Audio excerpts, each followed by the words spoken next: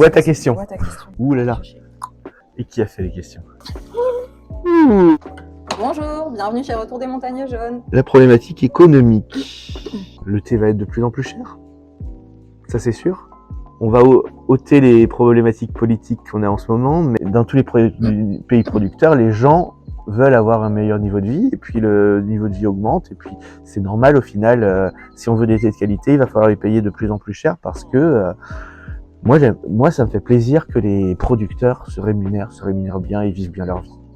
Et donc, un thé à 3 €, on sait pas comment il est fait. Si on sait comment il est fait, c'est pas ça qui fera vivre un producteur. Un grand industriel, mais c'est pas ce qui me plaît. Et toi, pour la dernière? La demande de plus en plus grande en thé d'exception et qui sont produits en petits lots. Effectivement, ils sont toujours produits en tout petits lots. Ça reste des thés de petits producteurs, des thés d'artisans.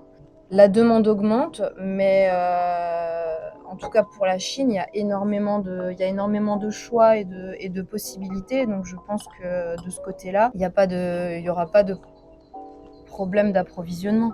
Non, il y aura plutôt, on aura de plus en plus accès à des choses parce qu'on Oui, y si va. c'est de plus en plus recherché, il n'y a aucune raison qu'ils vont se mettre à en faire de plus en plus en fait aussi.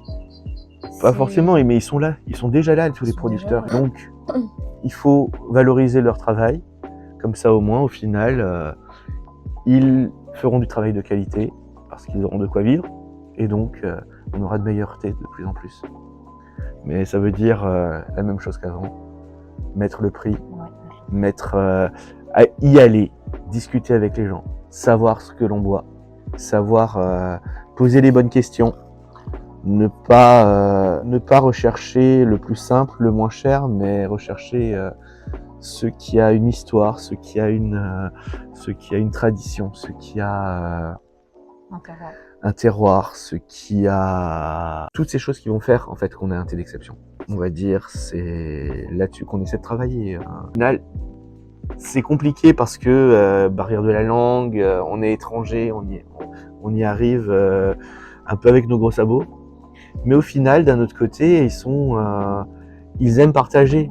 Donc c'est aussi simple de les trouver parce que quand on essaie de mettre quelque chose pour partager, on se retrouve avec des thés que l'on nous propose qui sont de mieux en mieux.